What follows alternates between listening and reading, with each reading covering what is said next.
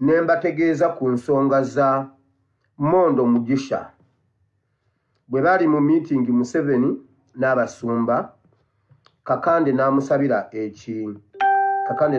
ekisonyiwo n'amugamba ensonga zoyagala tukuyambe Mondo yatusinga zimanya. Mondo is good at okupanga ebyamagero, is good at faking things, is good at ABCDE. Waliwo akatambi akatambula oba ddala ali Uganda oba alina we yawo bikoze nga si Uganda, I don't know, naye alabika nga oba ali Uganda era yayingiriddewo mu bitiibwa ng'omusajja wa Katonda w'amaanyi. Yenna nkugambye ngo bakulaga nti Katonda yazze naye nga yali ku TikTok ne Black Panther. Kakati dear, you know my heart. It's like, oh, you're the only one I'm missing. Abeera ku TikTok ne yeekola ebintu leba ne Pastor Mondo kati yayingiddewo ng'omusajja wa Katonda w'amaanyi era n'alangirira December simanyi yabiki n'alyoka waawo obunnabbi n'agamba ate ye kakomyewo ate Uganda naye genda ku TikTok, genda onoonye ebintu by'ayogera ng'ali ne pengepenge, genda owulire ebintu bye yeekola ku social media nga yenna yeefuula modo statue. Mugeza ne munkuba screenshot mwe nzijukidde screenshot n'envaayo nkugambye yenna yeefuula modo nawe ewula olubuto naye bannange Mondo mwekoze ebintu kati yakomyewo mu maanyi. Bayibuli egamba Yesu n'addayo eri gye baali bamugoba. Yesu n'addayo mu maanyi olwo nga avuddewa ku Jordan. Yesu n'addayo e Galilaya omuyita wakusaaga kati ne Mondo ge mafuta ge yajjiddemu. Nabagamba nti bw'atuuka Buchamani ne Aliot Scott bagenda balokokere ewuwe. Mukijjukira mugeza ne munkuba screenshot mugeza Bebo abeeyita basumba ba Katonda, beeyita bannabbi ba Katonda naye ng'ebikolwa bye bakola si bya bwa Katonda wabula bya bwa Sitaani. Baweereza Museveni era gwe bakolera, bakulaga nti Museveni bamutya okusinga bwe batya Katonda waabwe. Oyo Pastor Mondo yali yadduka mu ggwanga Uganda era nga Museveni amulibubya amuyigga, bw'atyo omusajja wattu n'awaŋŋanguka. Wabula olw'okuba nti Museveni alina mission z'ayagala omutuukiririza, ayagala kuziyisa mu basajja abeeyita basajja ba Katonda.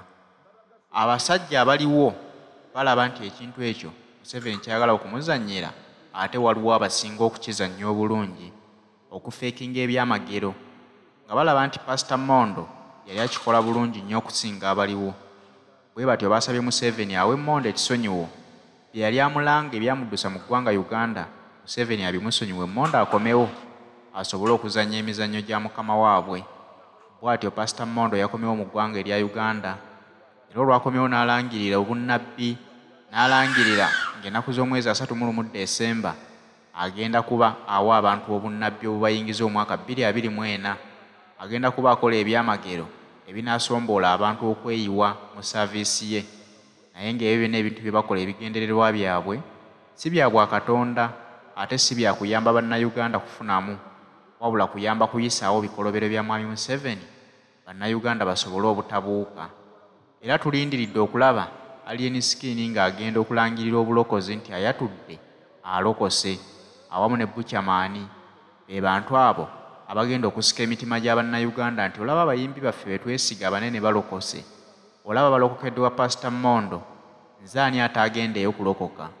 Kumbe nti buli we muggwera mu makyaki g'abantu abo kugambye nti bakolera Mwami Museveni. Enjiri gye batambuza ya Mwami Museveni kugoba bannayuganda ku byabufuzi. Mubeerenga mu makyaki ago buli kaseera mulowooze nti mugenze kwetoolera ku byamagero ebitaliiyo. Bo tebasobola kubyekolera wabula balaga nti babikolera mmwe. Weebuuze nti lwaki ensimbi ezibabeezaawo bazijja mu State House. Bazijja mu State House kubanga bazannyira Mwami Museveni ddiiru ze.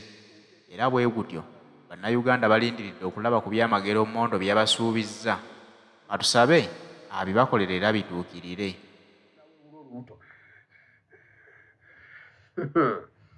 Naye bannange Mondo mwekoze ebintu kati bakomyewo mu maanyi. Bayibuli egamba Yesu n'addayo eri gye baali bamugoba. Yesu n'addayo mu maanyi. Olwo nga avuddewa ku Jorodani, Yesu n'addayo e Galiraaya. Omuyita wakusaaga kati n'emmondo ge mafuta ge yajjiddemu.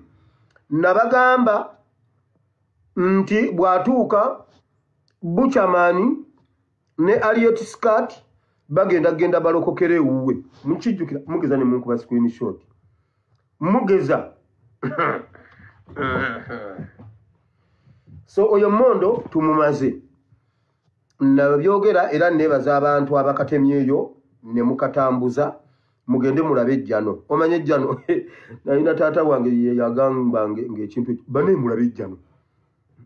Mukulu wa taata wange labe ejjano lino naye bannange ejjano lyakomyewo e Uganda. Omanye ejjano eryo ejjano ndimaze. Abeekyotera babagasse kube eryantonde. Ente zammwe bazitadde mu karantini mbummwe mulina anthrax ow'ente. Temukkirizibwa kutunda mata, temukkirizibwa kutunda nnyama, temukkirizibwa kutunda nte, temukkirizibwa kutambuza busa oba mbuno ogenda buyiwa ku bitooke. Nammwe babagasseeko saabagamba. Gwe muba mwagala okukakasa ekintu kye nabagamba nti Museveni yakwata ente zammwe n'aziwa ababano. Waliwo abagenda zibagulangako ekiro mu kyama nga bo baziyingiza Kampala. Kati abalunzi mukole bwe muti. Muyite abo babulooka abagula ente mubayite ekiro nga mulina amajambiya gammwe mubatemeeteme. Oba ziina anthrax lwaki bo bazigula ne baziyingiza Kampala? Lwaki bo bazigula ne bazitwala mu butale? Nabagamba Museveni akutte ente zammwe n'aziwa ababano. Abanyarwanda yabawadde ente zammwe bo bakole ssente ne Museveni kubanga buli nte ajagalako ssente. Saabibagamba n'asooka n'ateekamu lyantonde. Kati ayongeddeko laakaayi n'emirirwano. Temukkirizibwa kutunda mata, temukkirizibwa kutunda busa, temukkirizibwa kutunda nnyama, temukkirizibwa kutambuza nte. Mu biseera bino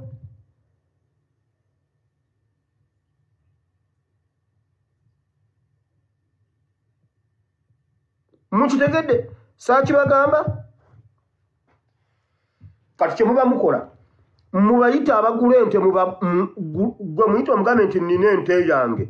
Oteeketeeke banno abalunzi nga 15 bagwe ebbali ajja agula ente. Mumubuuze oba ziina anthrax gw'ozitwalawa. Mubatemeeteme. Mubasibemu omuguwa gw'ente mugambe wuno tumusanze abba ente. Tumusanze abba ente bulijjo yatubba ente. Saabagamba nti nno nja babamba. Eyo nga nvuddeyo. Bannayuganda njagala mukkirize ebintu bye tubagamba lwakuba olumu mubiwakana. Museveni n'Abanyarwanda mwabalabye batudde okuteesa. Bannange pato naawe vaayo oyiteko mu ddiiro abantu bakulabe. Tica tuwanjagira tica Lumbuye tugambireko ku pato naye ayiteko mu ddiiro. Nkaloba mutidde nze tambamba kambayitire pato pato no munnange. Kati nga ne pata ajja mu ddiiro. Pato jangu oyiteko mu ddiiro ne Uganda empya. We miss you people.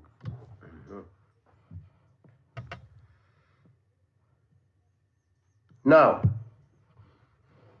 ebintu bye tujja ne tubibagamba olumu ne bwe mubanga mulaba ng'ebiri weird. Bane tubagamba ebintu nga bituufu. Mukama atuwadde buwikisa omulembe guno nagwo n'aguwayo amagezi agaagwo. Mmwe bye omugamba naye ebintu ne mubijjayo leero n'enkira ne musigala nga mubijjayo. Bwe guba mulembe gwaffe. Otugaana. Museveni wamugaana okukola ebibye mu mulembe gwe. Bamunoonya ne bateeka ku nsalo zonna nga bateega Museveni yagamba ng'asula mu Makerere University.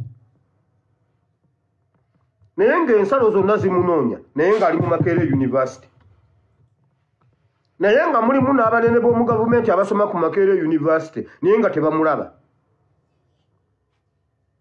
Naffe omulembe gwaffe Mukama aguwadde ebyagwo obadde ki muwakana ki?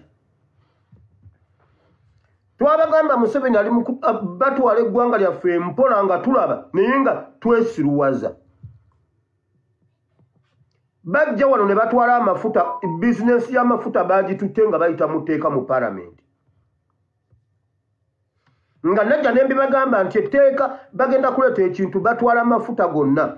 Basooka kuzimba petrol stations ne bagamba buli petrol station gye mulaba Starbucks z'Abanyarwanda bwe bazimala bagenda twala amafuta bwe bazimaliriza ne baleeta oguteeka n'ebikampani bibiri ekimu kiyingiza amafuta mu ggwanga ekirala kigatambuza mu ggwanga abantu ne babajjamu. Amafuta ye backbone ya economy. Amafuta dola. Omuntu atwala amafuta aba atutte dola. Omuntu atwala amafuta aba atutte economy. Ne tubibagamba nga mulowooza tusaaga amafuta yagatutte Starbucks buli woyita Starbucks. Starbucks nnyingi zisinga taxi mu Uganda. Buli taxi emu erinamu Starbucks nnya. Naye nga twabibagamba nabibagamba ng'enkya n'eggulu amafuta n'agatwala. Naye n'amafuta g'eggwanga Uganda nago yagatwala. N'akyogera publicly mu Tanzania nti Uganda nagirekerako bwe kati kubanga abantu bange bali wano Tanzania. Obuwumbi bwonna bujja wano Uganda ngirekeddeyo bwe kati kubanga abantu bange bonna bali wano Tanzania. Ente azitutte, eggwanga alitutte, enguudo zammwe azibalekedde zo temuziraba, enguudo zo muziraba. Enguudo zo muziwulira oba nzibalage. Wabula tutudde tuyina n'ababaka aba NRM era bateeseza nnyo eggwanga. Nawulidde Kiwanda ng'ateesa ku CBS. Neebaza Mukama kubanga siri mutabani wa Kiwanda. Nandikubye Kiwanda empi mu bantu. Nga tata wange nanditemyetemye Kiwanda ne neetwala ku poliisi. Ate ne poliisi n'ensonyiwa n'enta. Neebaza Mukama kuba siri mutabani wa Kiwanda. Abooluganda Mukama bawo omukisa n'obujulizi obwo. Ate n'ensabira abaana ba Kiwanda nammwe Mukama bawo ekiwummulo eky'emirembe. Ulira Museveni ejjogo lye lirino kamalo kabajjukiza kano. Ente zonna zibazigamba. Zonna zibagamba bulungi. Sije tikwe. Kati ulira Museveni ki yabagamba ku nsonga y'amafuta gamu. Sana naomba tumpigie makofi mengine mwenyekiti wa sekta binafsi hapa nchini Bi Angelina. I first declare that I have never been intoxicated by oil. Uganda discovered petroleum in 2006. It is now 15 years, but the oil has not been pumped out of the ground. Yet the economy of Uganda is growing. So almost 900 million will be spent, mainly in Tanzania actually, because the portion of Uganda is small. But I don't mind because many of my relatives are in Tanzania, so. We in Tanzania are very happy with your constant push and unwavering support and commitment to the realization of the strategic Eastern African crude oil pipeline project for the mutual benefit of our two countries. Asante sana Mheshimiwa Yoweri Kaguta Museveni, Rais wa Jamhuri ya Uganda. Kwa mara nyingine tena niombe tumpigie makofi Mheshimiwa Rais. Ani ayimba ragadi. Ani yagamba nedda nkabongere iye katwongere, nedda nkabongere iye katwongere. Sana naomba tumpigie makofi mengine mwenyekiti wa sekta binafsi hapa nchini Bi Angelina. I first declare that I have never been intoxicated by oil. Uganda discovered petroleum in 2006. It is now 15 years, but the oil has not been pumped out of the ground. Yet the economy of Uganda is growing. So almost 900 million will be spent, mainly in Tanzania actually, because the portion of Uganda is small. But I don't mind because many of my relatives are in Tanzania, so. We in Tanzania are very happy. Mbuza nkabongere nyinzo kabongera paka sawa zonna zigwako. Muwulire ekintu ekyo ngagamba I don't care because many of my relatives are here in Tanzania. Yoyo akulembera eggwanga Uganda. Gwolowooza nti alowooleza bannayuganda bakulembera. Naye kyannaku akakasizza bulungi nti ye alowooza nnyo ku TZ kubanga ba relatives be bonna gye bali. Kakati mbuulire omuntu afaananako bw'atyo bw'analowooleza ebitwala eggwanga Uganda mu maaso. Eggwanga Uganda okubeera nti yalikulembera si lwakuba nti alyagaliza, si lwakuba nti alyagala nnyo. Era y'ensonga lwaki nti buli kaseera mu kulonda okubeerawo obululu buno bamuwangula naye n'alwana nnyo abubbe yeekumira embuyinza. Si lwakuba nti ayagala nnyo okubaweereza, wabula lwakuba nti ayagala obbakenenulamu konna ke mulina akatwale mu nsi ye zaawuliramu emirembe wali abantu be. Ovulaba nti olunaku olwaleero lwandeete magana eringa Bulaaya, naye ate ekyennaku nti ensimbi ezikoze lwanda okutuuka ku mutendera gweriko olwaleero zonna ziva wano mu ggwanga Uganda ezikulaakulanya Rwanda kubanga ye wali famire ye era eyo gyazaalibwa. Naye akugambye nti bakadde be n'ab'eŋŋanda ze abasinga obungi obudde buno bawaŋŋangukira mu ggwanga lya TZ. N'akulaga nti n'amafuta g'eggwanga agenda kubeera nga agamalira TZ ekitundu ekisinga obunene.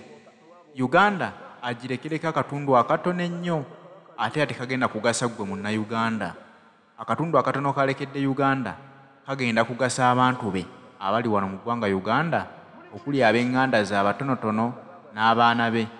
Kitegeeza nti gwe munnayuganda tolinaako omugabo gw'olina ku bintu by'e Uganda. Kakati nga muvaawo mugamba nti omusajja ono atuwagaliza. Labira ku nguudo ze tulina mu ggwanga Uganda, olabire ku malwaliro ge tulina mu ggwanga Uganda. Kati awo ojja kutegeera butegeezi nti omuntu akulembera eggwanga talikulembera nti alyagaliza. Talina kirungi kyayinza kulyagaliza kubanga ensimbi ze tuwa mu misolo n'ebintu ebirala eby'obugagga bye tulina eby'omu ttaka, ssente zibivaamu zimalira ddala okukulaakulanya Uganda n'etuuka ku levo ey'amawanga ageegombesa, naye tasobola kukikola kuba ye tebimukwatako. Ngambye simanyi mbu bawozeseza mbu n'abasirikale, simanyi mbu n'abasirikale, simanyi buli muntu angamba wiro ono si ye RO mumumanyi, RO mumumanyi, wire RO bamulese mu koto ono si RO babalimba. Babalimba. Ate ndi wano okulangirira omwaka gwa Mukama ogw'okusumululirwamu.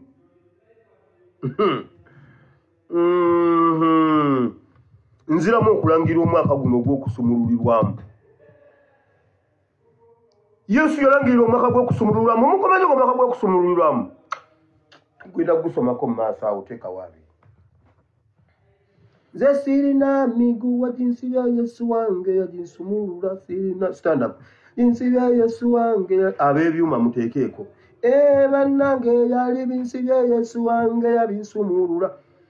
Byonna weebiri naye bw'atyo bw'ayogera Mukama omwaka ogw'okusumululirwamu.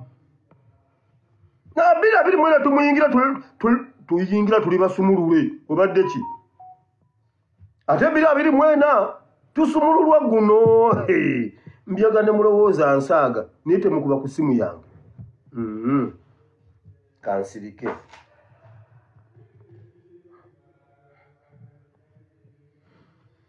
Museveni yateesezza abasirikale abava e Somalia abatwala Congo kubagatta ku M23.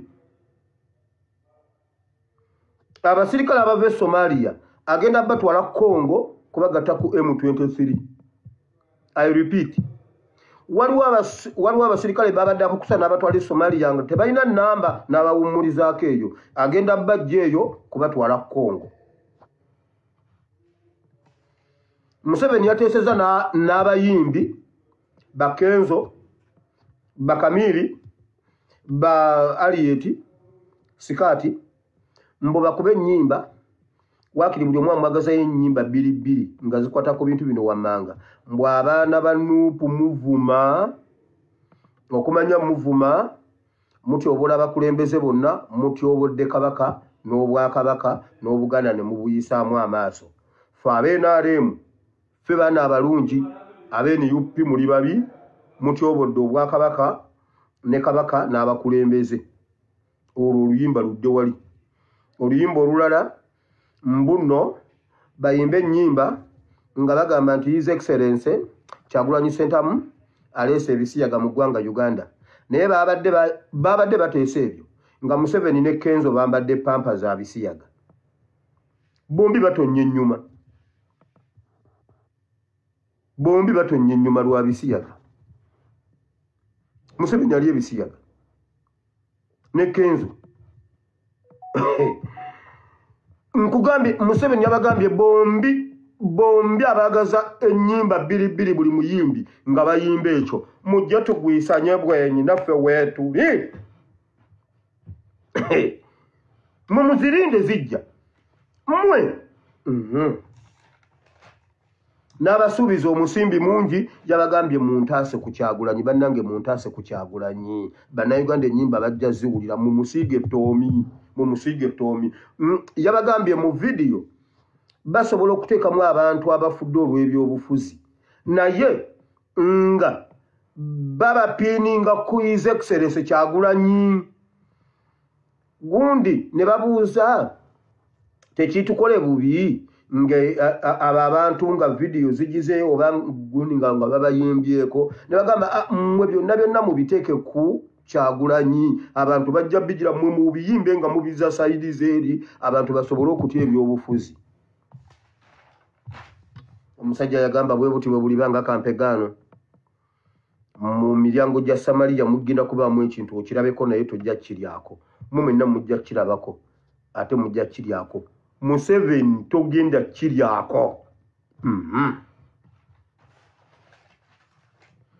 Museveni ngenze mu politics Yesu ebyamulwanya bizeemu mu Uganda ye vidiyo y'olwaleero now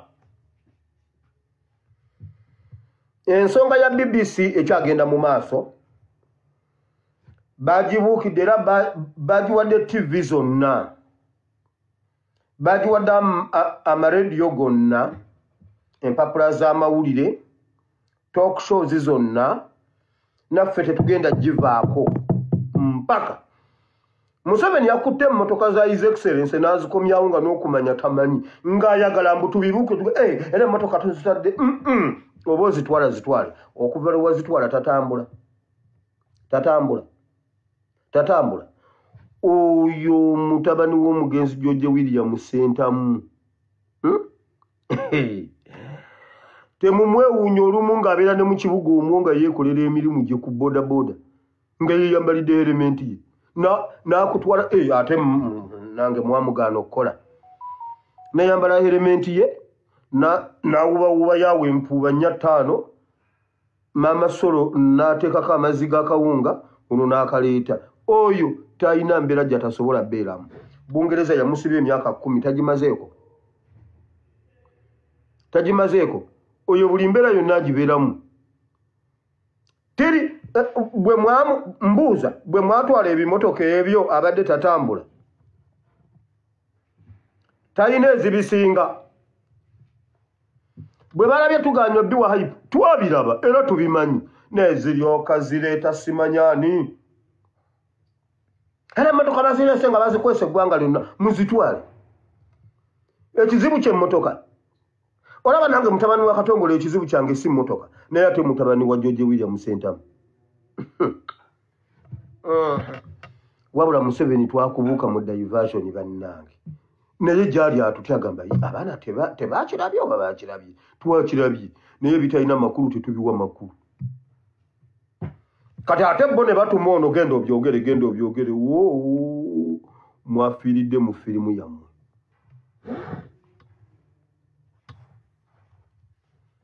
Muyinza n'okuddawo ng'alina n'ennyonyi mu Uganda nga temumanyi nga waliwo ennyonyi ezigwawo nga mulowooza Emirates oyo yagamba bebekulu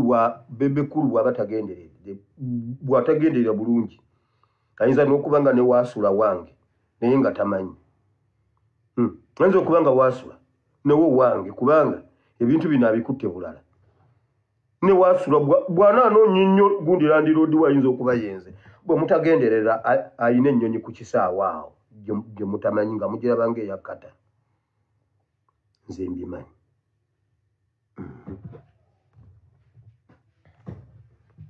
wulira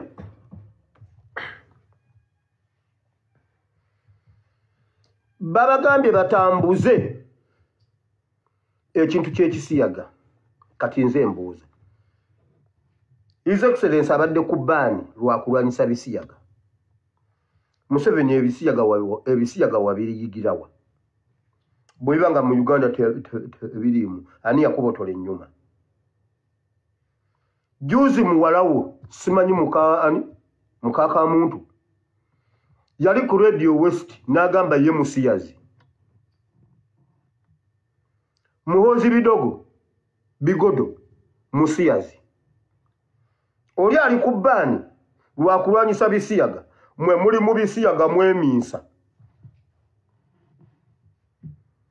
senga debate ebadde egamba nti ebisiyaga byagala kuyingira Uganda tebinaba kuyingira byagala kuyingira naye mwegendereze nnyo oyo omwana yandibiyingiza awo twalibadde tugamba tukitunuulire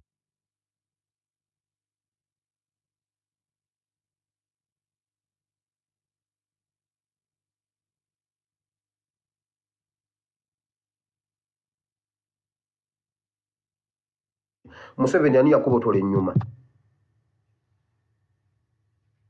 ng'onoonya obuyinza ono ali ku bbaani yakubirwanyisa gw'oli mu pampa Kenzo ali mu pampa Kenzo genda okuba oluyimba lw'ebisiyaga tulabe tugenda kukola ekintu wanudde waliwo omwana yabadde amukubye ensoobo mbunno bazina yabadde amukubye ensoobo ulira mukodemi waffe ono w'e Tanzania yabadde atambula ne bamuggyako enkoofiira tugenda kujjamu empale osigaze mu pampa otubuulire lwaki osiba nappi sigwazambalire eno mbuno zikukosa n'ogufuula omulembe empale zikukosa ozambalire eno n'ogamba mbuno mulembe kati katubabuulire amazima n'ogamba mbuno mulembe tugenda ziseka osigale mu nappi tukubuuze lwaki otambula ne nappi Kenzo toli musiyazi